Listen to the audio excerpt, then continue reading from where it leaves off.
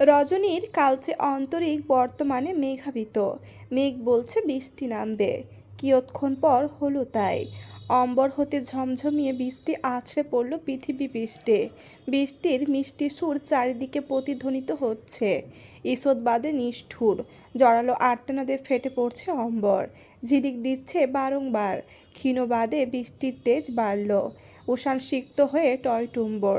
খানিকটা এগোতেই network connection disconnected হয়ে যায় ব্লুটুথ থেকে। জোরালো শ্বাস ফেলে বাইক থামায় উষান। 4-5টা হাঁচি দেয় পরাপর। সে জানতো নেটওয়ার্ক কানেকশন ডিসকানেক্টেড হয়ে যাবে, তাই আগে থেকে পূর্ণ ব্যবস্থা গ্রহণ করে এসেছে। তবে তার কার্যক্রম বাস্তবায়নের জন্য তেজস্বী বর্ষণের থামার দরকার, কিন্তু বর্ষণ থামার নামই নিচ্ছে না। এদিকে হাতের সময়ও খুব সীমিত। 15 মিনিট পর বৃষ্টি থামল পুরোপুরি। তবে অম্বর হতে আসা গর্জন জানান দিয়ে রাখছে বর্ষণ আসবে আবারও। উষানের পরনের শার্টটা খুলে মাটিতে ছুঁড়ে ফেলে। তার গায়ে এখনও এঁটে সেটে রয়েছে পাতলা কালো রঙের টি শার্ট। উষান নিজের ব্যাগ থেকে একটা প্যাকেট বের করলো। এতপর উষ্ঠধর দুটো গোল করে সিজ বাজালো। একবার, দুইবার, তিনবার। সিক্ত মাটিতে পড়ে থাকা শুষ্ক ঝড়ে পড়া পাতায় মচমচ শব্দ প্রতিফলিত হয় উষানের কর্ণকুহরে। মৃদু হাসে উষান। আসছে তাহলে। ঈষৎ বাদে জঙ্গলের বাম দিক থেকে লেজ নাড়াতে নাড়াতে বেরিয়ে আসে এক নেড়ি কুকুর।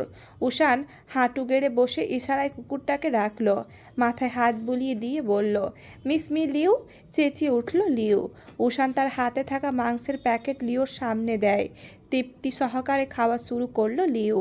লিউ উষানের এককালীন পোষা কুকুর। ফারদিনের বাসায় থাকার সময় উষান লিউকে পুষত। তবে ঢাকায় চলে যাওয়ার পর আর লিউয়ের সাথে তার যোগাযোগ ছিল না। উষান চলে যাওয়ার পর লিউ জঙ্গলের ঠিক এই জায়গাতেই বসবাস করে। উষান জানতো তা। ঠিক এই জায়গায় এসে উষান চিরপরিচিত সিজ বাজালে লিউ ছুটে আসতো তার প্রিয় মানুষ্য ব্যক্তির নিকট। লিওর খাওয়া শেষ। উষান ব্যাগ থেকে পলিথিনে মোড়ানো প্যাকেটটা আনলো। লিউ এগিয়ে আসে ছুটে। উষান কয়েক কদম পিছিয়ে গিয়ে বলল, এটা তোর খাবার না, পিছে সর। লিউ বুঝলো হয়তো উষানের কথা। সে পিছু হাঁটল। পলিথিন থেকে মীরার পোশাক বের করে উষান। আসার পথে রোহিত থেকে নিয়ে এসেছিল সে। লিওর নাকের কাছে মীরার পোশাক ধরল উষান। গন্ধ শুকে লিউ। তারই মধ্যে লিউয়ের গলায় উষান একটা লোহার চেন লাগিয়ে পিঠে নিজের ব্যাগ ঝুলিয়ে নেয়। লিউকে বলে, চল লিউ, ওকে আমাদের খুঁজতে হবে। লিউ ছোটা শুরু করলো। লোহার চেনটা শক্ত করে ধরে উষানও ছুটছে লিউয়ের পেছনে। জঙ্গলের মাঝে যাচ্ছে তারা। লিউয়ের ছুটে চলার গতি বাড়ছে ক্ষণে ক্ষণে। উষান এতটা ছুটে ক্লান্ত হলো না। অভ্যাস আছে তার। তাছাড়া মাদকতা যখন অনত্রে পড়ে তখন ক্লান্তিরা আর কিভাবে ভর করে দেহে। লিউ গন্ধ শুকে শুকে থামল পরিত্যক্ত তেলের গোডাউনের সামনে। উষানের ধারণা ছিল মীরাকে এখানে নিয়ে আসা হয়েছে। লিউ গেল সিক্ত এক বস্তার নিকট। সেখানে দাঁড়িয়ে সে জিহ্বা বের করে শ্বাস টানছে। উষান এগোলো। তার বোধগম্য হলো মীরাকে এই বস্তায় করে এখানে নিয়ে আসা হয়েছে। তবে একটা বিষয়ে খটকা লাগে উষানের। বাহিরে কোনো পাহারাদার নেই কেন? অদূরে কাউকে দৃশ্যমান হচ্ছে না। তাহলে কি শুভ্র মীরাকে অন্যত্রে সরিয়ে ফেলেছে? লিউয়ের গলা থেকে লোহার শিকলটা খুলে ফেলল উষান। লিউকে মুক্ত করে কণ্ঠের খাদ নামিয়ে বলল, ফিরে যা লিউ। এবার ঢাকা যাওয়ার পথে তোকে নিয়ে যাব সাথে। এটা তোর আমায় হেল্প করার গিফট। লিউ লেজ নেড়ে অসম্মতি জানালো। উষান দম ফেলে। আদেশের সুরে বলে, যেতে বলছি না আমি তোকে। খ্যাপাটে উষানকে এই পশুটাও বোধহয় ভয় পায়। সে উষানের হাতে গাল ঘষে জঙ্গলের মাঝে অদৃশ্য হয়ে গেল। জোরালো শ্বাস ফেলে উঠে দাঁড়ালো সে। অন্তঃকরণ হু হু করছে। মস্তিষ্কের স্নায়ুকোষ তখন ছটফটে। সামনে এগোলো উষান। আস্তে করে সদর দরজা খোলার পর দর্শন হয় তার চক্ষু সমক্ষে দুইজন ব্যক্তিকে। তারা দুইজন আপন মনে খেজুরে আলাপে তুমুল ব্যস্ত। সাইলেন্সার লাগানো পিস্তলটা হাতে নিল উষান। দ্বিতীয় হাতে তার ধারালো ছুরি। সর্বপ্রথম গুলি ছুড়ল সে এক লোকের মাথায় এবং দ্বিতীয়বার সেকেন্ডের মাঝেই অপর লোকটিকে চেঁচানোর সুযোগ না দিয়ে তার হৃৎপিণ্ড বরাবর ছুরি ছুঁড়ে মারল। দুইজন একসাথে পড়ে গেল ভূমিতে, প্রাণহীন দেহ। উষান দুইজনের হাত ধরে সদর দরজার বাহিরে ফেলে রেখে ভেতরে প্রবেশ করে। আশপাশে বড়সড় তেলের ড্রাম। এসব ছাড়া বাদবাকি অন্য কিছু দর্শন হচ্ছে না উষানের। উষান নিম্ন সুরে আনমনে বলল, where are you Meera, where are you.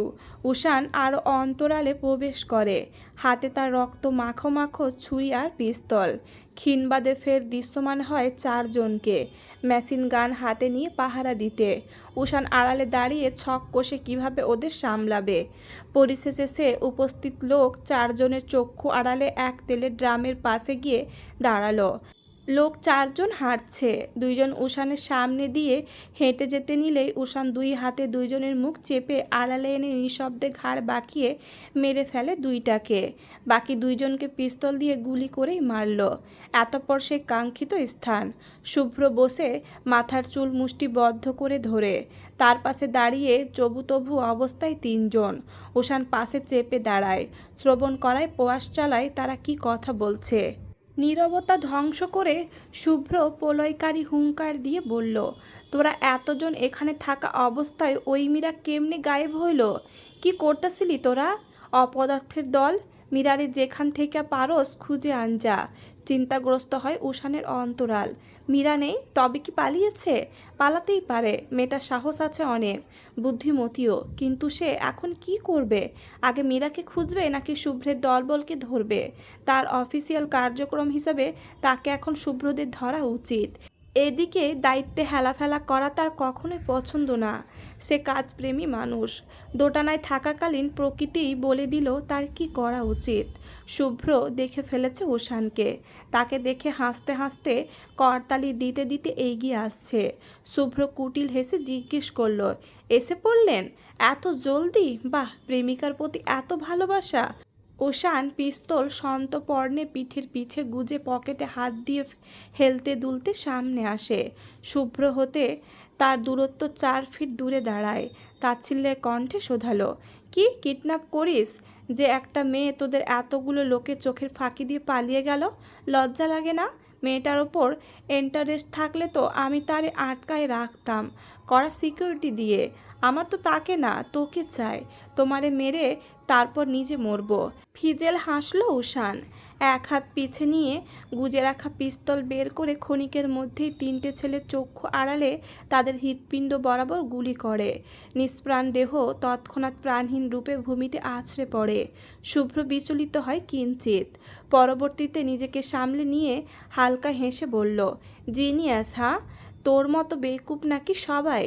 তোর বাবা কত শত পাপ কাজ করেছে, এমনকি তোর মাকে অবধি নিজের চামচাদের দিয়ে ধর্ষণ করিয়ে তারপর মেরেছে। তুই কি না সেই রকম এক ব্যক্তির মৃত্যুর প্রতিশোধ নিতে যাচ্ছিস? স্টুপিড। শুভ্রকে দারুণ আশ্চর্য দেখালো। চঞ্চল নেত্রযুগল প্রশ্ন ভরা বিস্মিত কণ্ঠে জিজ্ঞেস করলো, মা মানে কী সব বলছেন?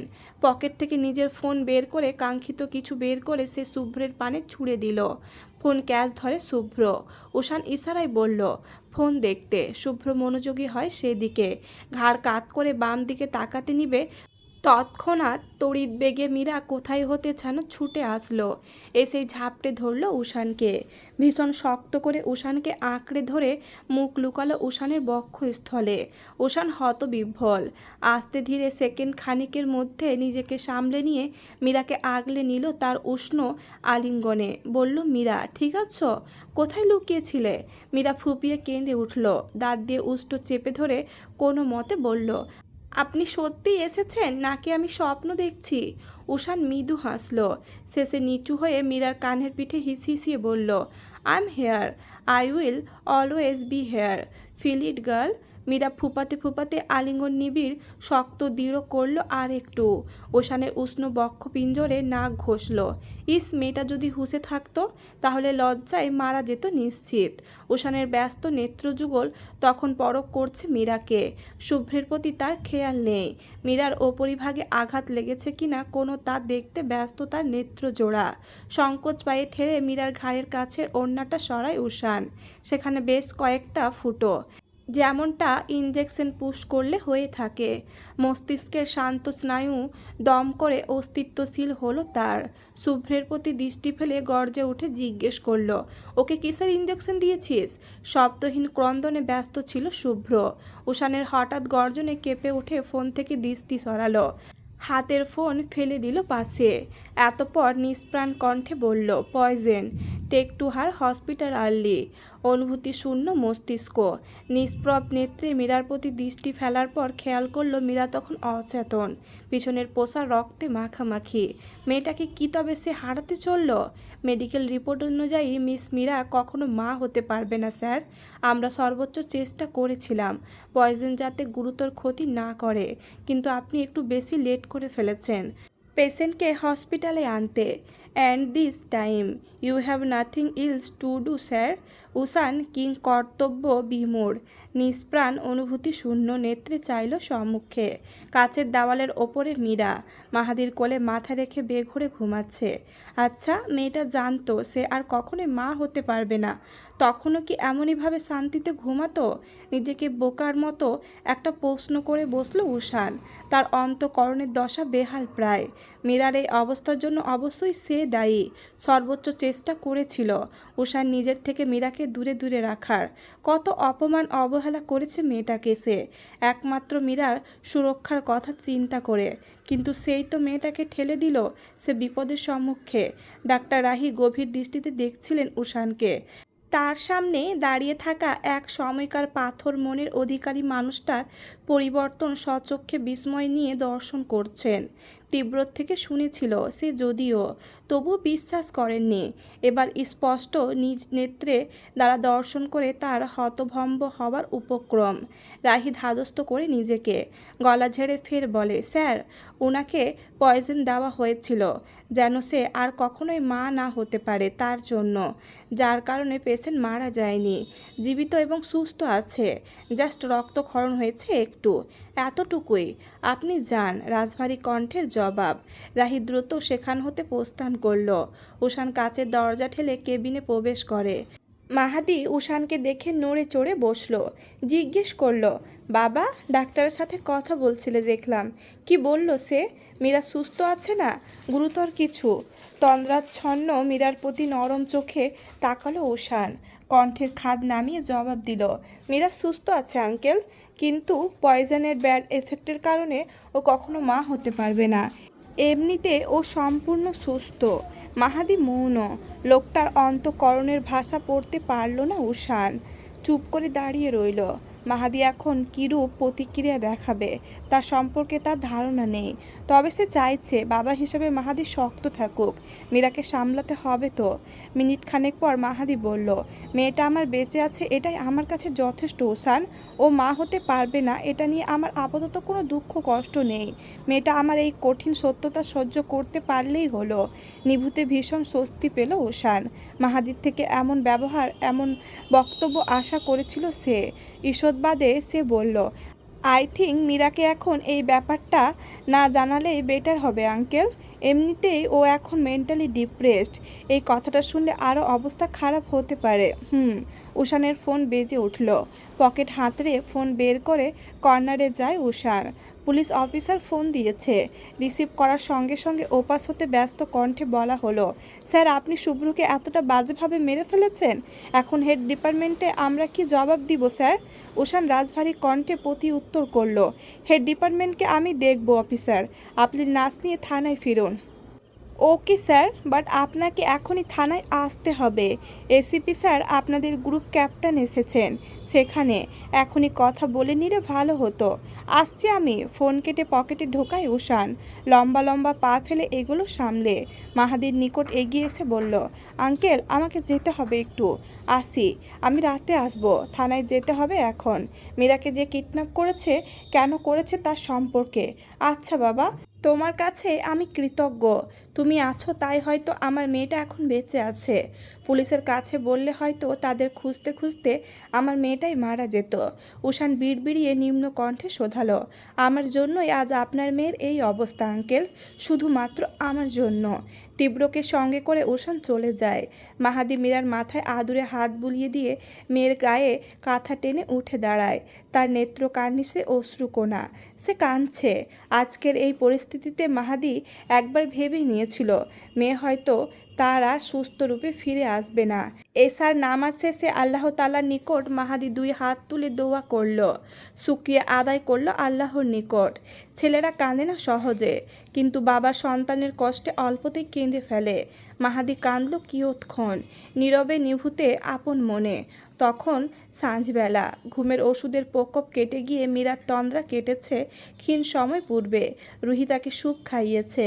মায়ান মীরার কোলে মাথা রেখে বোনের সাথে নানান কথা বলছে। মাহাদি নেই কেবিনে, বাহিরে গিয়েছে জরুরি কিছু ওষুধ আনতে।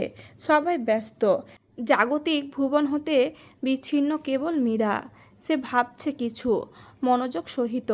তার বারংবার মনে হচ্ছে জ্ঞান হারানোর পূর্বে সে এক বলিষ্ঠ দেহী পুরুষকে জড়িয়ে ধরেছিল, নিবিড় বন্ধনে আবেশিষ্ট ছিল। কিন্তু কে ছিল সেই পুরুষ, তা মস্তিষ্কের ওপর তুমুল জোর দিয়েও মীরা মনে করতে পারছে না। অচেতন হওয়ার পূর্বকার কোনো ঘটনাই তার মনে নেই, মনে করতে পারছে না। দেখা যায় মনে করতে গেলেই মাথায় তীব্র যন্ত্রণা শুরু হয়। মীরা এদিক সেদিক তাকালো, কাউকে খোঁজার চেষ্টা করলো। মন পিপাসু যাকে যাচ্ছে, স্নায়ুকোষ বলছে সে নেই এখানে, তার আশেপাশে। এত কিছুর পরেও বেহায়া মন সেই সুদর্শন মুখশ্রী দর্শন করায় লালসায় ছটফট করে ভীষণ করে। খাওয়ার মাঝে নাক ছিটকে নিল মীরা। বলল, কি ছাইপাস খাওয়াচ্ছিস? আমি খাবো না আর। রুহি আর এক চামচ মীরার উষ্ঠধর সম্মুখে তুলে ধরে বলল, ছাইপাস না জান, ইটস পুষ্টি। হ্যাঁ করো। কড়া দৃষ্টিতে তাকালো মীরা। রুহি হাঁসফাঁস করল, উদ্বেগ নিয়ে বলল, এভাবে তাকাবি না। কতদিন বলছি, আমার রুহু বের হয়ে আসতে চাই। এই অসময় মরে গিয়ে নিজের জামাইটাকে আমি বিপত্নিক করতে চাই না। মীরা বিরক্তিমাখা কণ্ঠে জিজ্ঞেস করলো, জামাই? নতুন বয়ফ্রেন্ড পেয়ে গিয়েছিস? আরে না, ভবিষ্যতের কথা বলতেছি। নে খা, হাঁ কর জলদি। উফ, আমার মনে হচ্ছে আমি আমার বাচ্চারে খাওয়াচ্ছি, অথচ বিয়ে করলাম না এখনও। It's pain damn. হাঁ কর বাবু, হাঁ। রুহির উদ্ভট কথা শ্রবণ করে মীরা খাওয়া শেষ করলো। হাতে স্যালাইন চলছে তার। স্যালাইন শেষ হলেই রিলিজ হয়ে দেওয়া হবে। মাহাদি আসলো ঈষৎ বাদে। সব কিছু ভুলে বাবার সাথে আদুরে আলাপে ব্যস্ত হলো মীরা। বাবা পাশে থাকলে তার পুরো পৃথিবীটা তখন ফিকে হয়ে পড়ে। সময় প্রবাহিত হওয়ার সাথে সাথে মীরার পুরনো ঘটনা সব মনে পড়ছে শুভ্র দলের সেই লোকদের বাজে স্পর্শ করার মুহূর্ত। মনে পড়ছে শুভ্র সেই বাজে কুরুচিপূর্ণ দৃষ্টি। তিক্ততার মাঝে আবার এক মুঠো প্রশান্তির প্রয়াসে মনে পড়ছে উষানকে জড়িয়ে ধরার মুহূর্ত। নির্মেদ গাল দুটোর অবস্থা রক্তিম, তাই ছেয়ে বেহাল তখন। সে এতটা নির্লজ্জ কি করে হলো? হোক না উষান প্রেমিক পুরুষ তার, লোকটা তো পরপুরুষই, তাই না? সে কিভাবে জড়িয়ে ধরলো লোকটাকে এভাবে? ডিভানে বসেছিল মীরা। মাহাদি দরজা ঠেলে প্রবেশ করলো রুমে। হাতে তার পানি ভর্তি গ্লাস আর ওষুধ। মীরা এগুলো সম্মুখে। প্রশ্ন করলো, ঘুমাওনি বাবা? এখনই ঘুমাবো, তোমার ওষুধটা দিতে আসলাম। আমি খেয়ে নিতে পারতাম তো বাবা। যাই হোক, নিজের ওষুধ খেয়েছো? মীরা ওষুধ মুখে নিতে নিতে গ্লাসে ওষ্ঠধর স্পর্শ করতে করতে জিজ্ঞেস করলো। মাহাদি হেসে সাই জানায়। মীরা ফের জিজ্ঞেস করে, রুহি মায়ান ওরা দুজন কই বাবা? ডাইনিং রুমে খাচ্ছে। রুহি তো কাল সন্ধ্যা থেকে তোমার চিন্তায় খাওয়া দাওয়া বন্ধ করে বসে আছে। মায়ানও একই, জোর করে রাতে একটু খাইয়েছিল রুহি। দীর্ঘ শ্বাস ফেলে বাবাকে ঘুমোতে বলে মীরা এগোলো ডাইনিং রুমে। পথিমধ্যে যাওয়ার সময় কলিং বেলের শব্দে ভ্রুকুটি কুঁচকে নেয় সে। রুহি ডাইনিং রুম থেকে মীরাকে দেখে চেঁচিয়ে বলল, তুই ঘুম বাদে এখানে কি করিস? রেস্ট করতে বললো না ডাক্তার? দরজা খুলতে উঠে আসছিল রুহি, মাঝে প্রশ্ন করলো। মীরা রুহিকে থামিয়ে দিয়ে বলল, খা তুই, আমি দেখি কে আসলো। সদর দরজা খোলার পর সম্মুখে দৃশ্যমান হয় তার উষানকে। পরনে সাদা টি শার্ট, সিক্ত কেস হতে বিন্দু বিন্দু পানি গড়িয়ে পড়ছে কাঁধে। এত রাতে উষানকে দেখে চমকালো মীরা। চমকিত স্বরে বলল, আপনি এত রাতে? উষান মোলায়েম কণ্ঠে বলল, কথা ছিল, তুমি কি ঘুমাচ্ছিলে? না, আসুন। ড্রয়িং রুমের সোফায় উষানকে নিয়ে আসে মীরা। সিঙ্গেল সোফায় বসে কৌতূহলী দৃষ্টিপাত ফেলল উষানের প্রতি। উষান বসেনি, তার পোশাক সিক্ত, বৃষ্টিতে ভিজে এসেছে। তোয়ালি এগিয়ে দিয়ে মীরা জিজ্ঞেস করলো, বৃষ্টির মাঝে ভিজে এলেন কেন? ছাতা কোথায়? পুলিশ স্টেশন থেকে এসেছি। সেখানে যাওয়ার সময় সঙ্গে ছাতা নিইনি। সিক্ত কেসগুচ্ছ মোছার পরেও উষান বসলো না। মীরা বসুন বলতে গিয়েও থেমে যায়। ক্ষীণ সুরে রুহি আর চোখে একবার দুইজনকে পরখ করে মায়ানকে খাওয়াতে ব্যস্ত হয়ে পড়ে। উষান থেমে থেমে বলল, শুভ্র তোমাকে কিডন্যাপ কেন করেছে জানো? জানি। ও মনে করেছিল আমি আপনার প্রেমিকা, তাই আমাকে কিডন্যাপ করে আপনাকে ব্ল্যাকমেল করে সেখানে নিতে চাচ্ছিল, যাতে শুভ্র সহজে আপনাকে হাতের কাছে পায় আর হত্যা করতে পারে। মীরার সোজা সাপটা উত্তর। উষান বোধহয় একটু চমকালো, জিজ্ঞেস করলো, জানলে কি করে? ওদের কথোপকথনে বুঝেছি। তো এবার বুঝতে পেরেছ আমায় তোমাকে দূরে রাখার কারণ, অযথা অহেতুক কারণে তোমার অপমান করার কারণ? মীরা বেশ দেরি করে উত্তর দিল, বলল, না, তোমার সেফটির জন্য মীরা। যদিও লাভ হলো না কিছুই। তোমাকে শেষ পর্যন্ত সেফটি দিতে পারলাম কোথায়? আমার লাইফটা এত সহজ না মীরা, যতটা তুমি বা তোমরা মনে করো। মীরা মৌনতা পালন করলো। এতপর কৌতূহলী কণ্ঠে প্রশ্ন করলো, আপনার লাইফটা সহজ হলে বুঝি আমায় মেনে নিতেন? প্রতি উত্তর পাওয়া গেল না। হাল ছেড়ে দিল মীরা। নিজ থেকে এরূপ প্রশ্ন করাটা ভুল হয়েছে বই কি। সে নির্লজ্জ, চরম মাপের নির্লজ্জ। হাতের কালো রঙের ঘড়িতে সময় দেখে উষান বেরিয়ে যেতে যেতে বলল, কিছু প্রশ্ন আকারে থাকা ভালো মীরা। এরূপ প্রশ্নের উত্তর না জানাই শ্রেয়। যশোরে যাওয়ার প্রস্তুতি শুরু করো। সেখানে হয়তো হবে নতুন কিছু, নতুন যাত্রার সূচনা। And now you should take rest. নতুন যাত্রার সূচনা। তিনটে শব্দ বহুবার মস্তিষ্কে আওড়ালো মীরা, কিন্তু বুঝতে পারল না কিছুই। কি আশ্চর্য! উষানের এরূপ কথা বলার মানে কি? কিসের ইঙ্গিত দিয়ে গেল লোকটা?